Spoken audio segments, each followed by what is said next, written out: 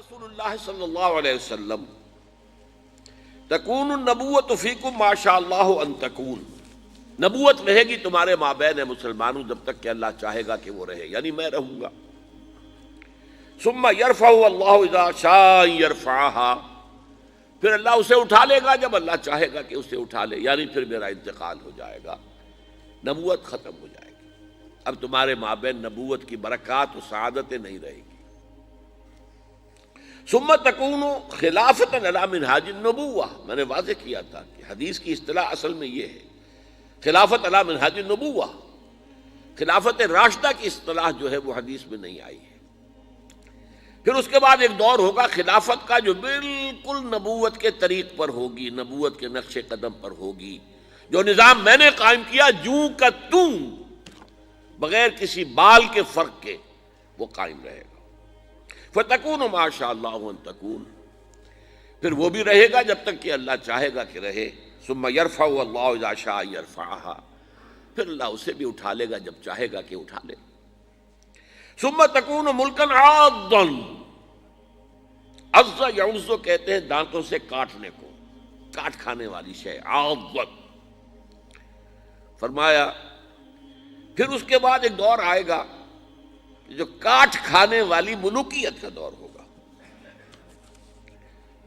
یہ جیسا کہ میں عرض کر چکا ہوں، یہ ملوکیت جو مسلمانوں کی تھی اور ان میں جو مظالم ہوئے ہیں، اچھے لوگ بھی آئے ہیں، یقیناً آئے ہیں، آخر 12 خلفاء کی تعداد انہی میں سے پوری ہوتی ہے، لیکن بحثیت مجموعی جو کچھ ہوا ہے میں نے چند اشارے کر دیے تھے کہ واقعہ کربلا اب جس کا تذکرہ ہمارے ہاں ہوگا بہت شد و مد کے ساتھ، محرم الحرام کا آغاز ہو چکا ہے۔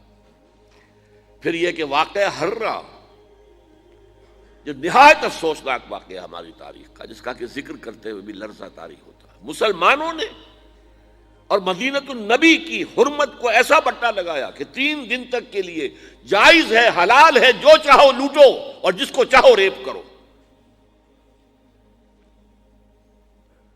پھر اسی دور میں حجاج ابن یوسف جیسا قصاب جس نے سینکڑوں تابعین کو شہید کیا ہے، پھر اسی دور میں محمد بن قاسم کو بلا کر شہید کیا گیا۔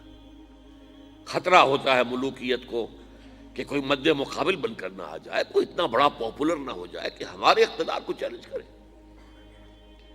اور اسی لیے موسیٰ ابن نصیر جن کے ایک ادنا کمانڈر نے ہسپانیہ فتح کیا، طارق بن زیاد، اصل کمانڈر کون تھے؟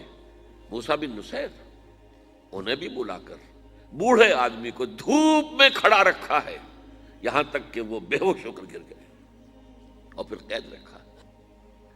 بہرحال یہ ملوکیت، ثم تکون ملکن عاضًا، پھر کاٹ کھانے والی ملوکیت آئے گی۔ فتکون ما شاء اللہ ان تکون، تو وہ بھی رہے گی جب تک اللہ چاہے گا۔ ثم یرفع اللہ اذا شاء یرفعها، پھر اللہ اٹھا لے گا اسے بھی جب چاہے گا۔ ثم تکون ملکن جبریا، پھر ایک مجبوری والی ملوکیت آئے گی، غلامی والی۔ اس کا مفہوم آج ہم پر واضح ہے، اس وقت میں نہیں سمجھتا کہ کسی نے کیا سمجھا ہوگا، واللہ عالم، کہ وہ دوسری ملوکیت جو ہم پر چھائی ہے، جس کو ہم ویسٹرن کولونیلزم کہتے ہیں، یورپین کولونیلزم، کہیں انگریز ملکہ وکٹوریہ کے ہم غلام ہو گئے، کہیں جو ہے ہسپانوی آ گئے، کہیں پر اطالوی آ گئے، کہیں پر فرانسیسی آ گئے، کہیں پر ولندیزی آ گئے، کہیں پر پرتگیزی آ گئے، اس طرح سے پورا عالم اسلام گرفت میں آ گیا۔ وہ تو صحرائے عرب رہ گیا تھا اس لیے کہ ابھی تیل نکلا نہیں تھا وہاں، ورنہ صحرائے عرب پر تو اس کولونیلزم نے پنجے جو ہیں وہ سب سے بڑھ کر گاڑنے تھے، وہاں بھی کچھ تھا ہی نہیں، ریت یا پتھر، اس کے سوا کچھ تھا ہی نہیں، باقی پورا عالم اسلام شکنجے میں کسا گیا۔ ثم تکون ملکن جبریا فتکون ما شاء اللہ ان تکون، پھر وہ بھی رہے گا جب تک کہ اللہ چاہے گا۔ ثم یرفع اللہ اذا شاء یرفع، پھر اللہ اسے بھی اٹھا لے گا جب چاہے گا کہ اٹھا لے۔ ثم تکون خلافۃ علی منہاج النبوہ، پھر آئے گا ایک دور خلافت علی منہاج النبوہ کا۔ ثم سکت النبی صلی اللہ علیہ وسلم، اس کے بعد خاموش ہو گئے حضور۔ تاریخ انسانی کا یہ آخری دور ہوگا، یہ حدیث رواہ احمد رحمہ اللہ عن النعمان ابن بشیر رضی اللہ تعالی عنہ۔ اب آپ دیکھیے دو حدیثیں وہ میں آپ کو سنا رہا ہوں، اور یہ قیمتی خزانہ آپ کو ہم نے ہدیتاً پیش کیا ہے، اس سے بڑا قیمتی خزانہ کوئی نہیں۔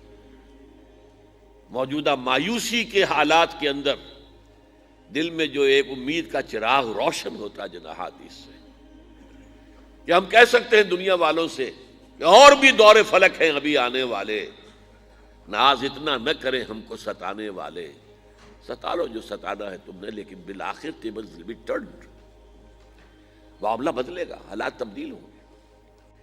یہ جو اب دور آئے گا نظام خلافت علی منہاج النبوہ کا، یہ اب گلوبل ہوگا،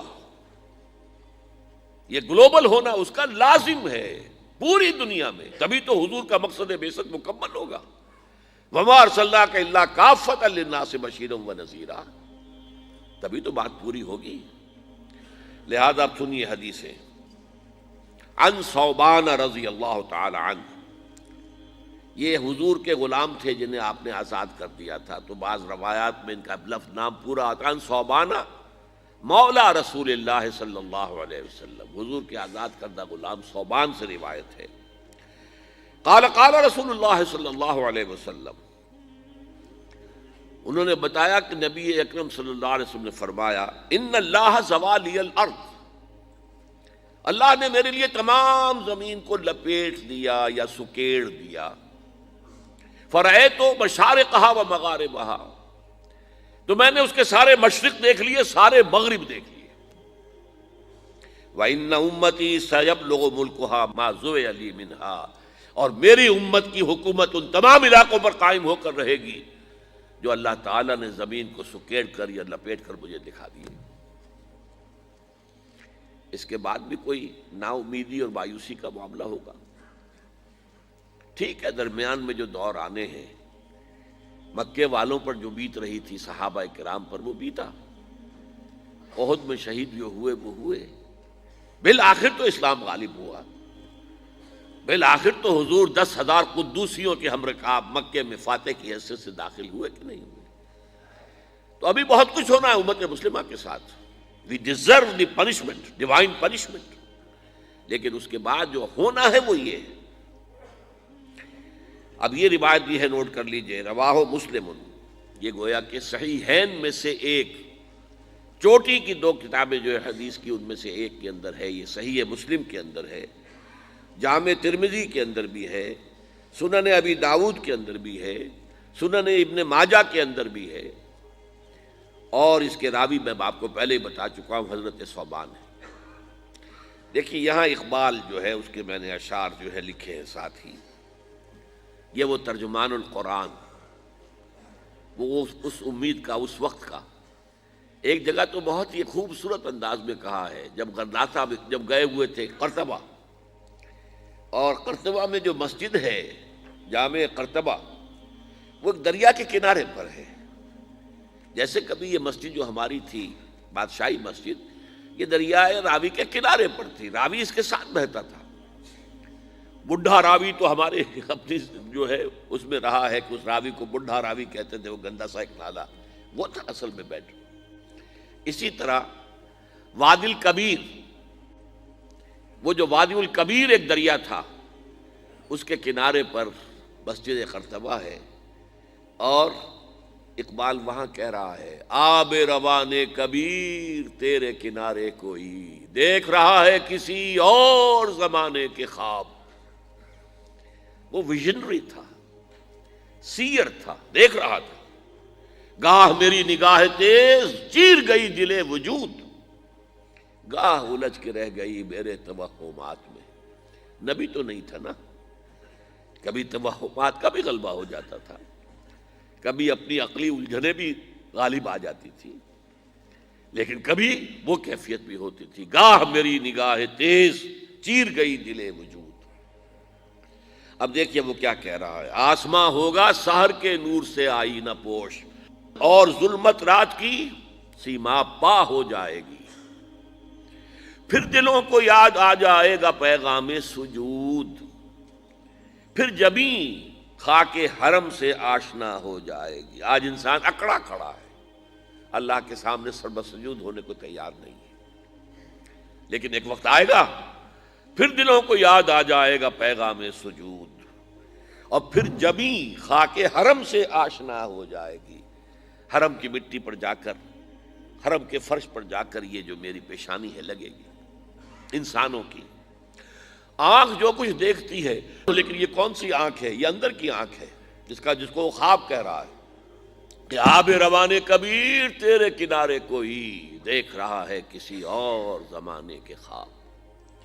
آنکھ جو کچھ دیکھتی ہے لب پہ آ سکتا نہیں، محو حیرت ہوں کہ دنیا کیا سے کیا ہو جائے گی۔ پھر خلافت علی منہاج النبوت اور عالمی سطح پر آخری شعر پڑھیے، شب گریزاں ہوگی آخر جلوہ خورشید سے، جیسے رات دوڑ جاتی ہے جب سورج طلوع ہوتا ہے، شب گریزاں ہوگی آخر جلوہ خورشید سے، یہ چمن معمور ہوگا نغمہ توحید سے، اور یہ پورا عالم، چمن عالم جو ہے یہ نغمہ توحید سے معمور ہو جائے گا، بھر جائے گا۔ وہی جو آیت استخلاف ہم نے پڑھی اور اس کا پہلے ذکر بھی ہو چکا ہے، وعد اللہ الذین آمنوا منکم وعملوا الصالحات، اللہ نے وعدہ کیا ہے مسلمانوں تم میں سے جو لوگ واقعی صاحب ایمان ہوں گے اور نیک عمل کریں گے۔ یہ دونوں الفاظ یہاں نوٹ کر لیجئے، یہ میری گفتگو کے آخر میں پھر آنے والے ہیں۔ کیا وعدہ ہے ان سے؟ لَيَسْتَخْلِفَنَّهُمْ فِي الْأَرْضِ كَمَا اسْتَخْلَفَ الَّذِينَ مِن قَبْلِهِمْ، اس سے زیادہ تاکید عربی میں ممکن، لازماً ان کو خلافت عطا کرے گا دنیا کی، جیسا کہ ان سے پہلے لوگوں کو عطا کی۔ وَلَا يُمَكِّنَنَّ لَهُمْ دِينَهُمُ الَّذِي ارْتَضَىٰ لَهُمْ، اور لازماً ان کے اس دین کو تمکن عطا فرمائے گا جو اس نے ان کے لیے پسند کر لیا ہے۔ اليوم اکملت لکم دینکم واتممت علیکم نعمتی ورضیت لکم الاسلام دینا ولا یمکنن لهم دینہم الذی ارتضیٰ لهم ولا یبدلنہم من بعد خوفہم امنا، اور اس کا نتیجہ کیا نکلے گا؟ پھر شرک کا شائبہ ختم ہو جائے گا۔ یعبدوننی لا یشرکون بی شیئا، اس لیے کہ جب تک وہ خلافت قائم نہیں ہوتی شرک ہی شرک ہے، انسانی حاکمیت سب سے بڑا شرک، تاریخ انسانی میں اس سے بڑا شرک کبھی نہیں ہوا۔ انسان حاکم، ان الحکم الا للہ۔ پہلے کوئی ایک فرد دعویٰ کرتا تھا کہ میں خدا ہوں، آج پوری نوع انسانی اس کی مدعی ہے کہ ہم خدا ہیں۔ پھر جب وہ خلافت قائم ہو جائے گی، یہ ہم پڑھ چکے ہیں خلافت کہتے کسے ہیں، اللہ کی حاکمیت اور بندوں کی خلافت۔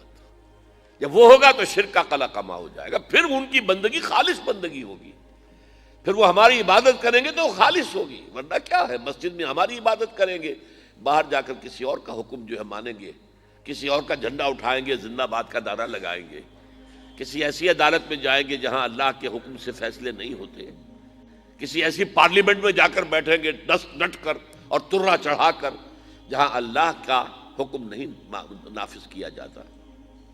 تو یہ تو ایک ملی جلی سی ایک عبادت ہے کہ مسجد میں بس نماز ہے، باقی تو بغاوت۔ لیکن پھر کیا ہوگا جب یہ خلافت قائم ہو جائے گی؟ تو یعبدوننی لا یشرکون بی شیئا ومن کفر بعد ذلک، جو اس کے بعد بھی کفر کرے فاولئک هم الفاسقون، یہ تو شیطنت ہے۔ اس لیے کہ ابلیس کے لیے یہ لفظ آیا ہے قرآن میں سورہ کہف میں، کان من الجن ففسق عن امر ربی، بغاوت۔ اس کے دو معنی ہیں، ایک تو یہ کہ جب یہ ہو جائے گا پھر بھی اگر کوئی کفر کرے گا تو اس کا مطلب یہ کہ وہ شیطان محض ہے، اس میں کوئی نیکی کا کوئی سوال ہے ہی نہیں۔ میرے نزدیک اس کا مطلب اور ہے، اتنا پختہ وعدہ ہم نے تم سے کیا ہے پھر بھی تم کمر نہیں کستے، نہیں کھڑے ہوتے اس کے لیے جد و جہد کرنے کے لیے، تو تم کفر کر رہے ہو۔ اتنا پختہ وعدہ، لَيَسْتَخْلِفَنَّهُمْ فِي الْأَرْضِ وَلَا يُمَكِّنَنَّ لَهُمْ دِينَهُمْ وَلَا يُبَدِّلَنَّهُمْ مِن بَعْدِ خَوْفِهِمْ أَمْنًا۔ اس کے بعد بھی اگر انسان کمر نہ کسے، محنت نہ کرے، جد و جہد نہ کرے، وَمَنْ كَفَرَ بَعْدَ ذَلِكَ فَأُولَٰئِكَ هُمُ الْفَاسِقُونَ، یہ ہے وہ نوید جو اقبال نے دی ہے وہ جو توحید کی تکمیل ہوگی اس کائنات کے اندر کب ہوگی؟ شب گریزاں ہوگی آخر جلوہ خورشید سے، یہ چمن معمور ہوگا نغمہ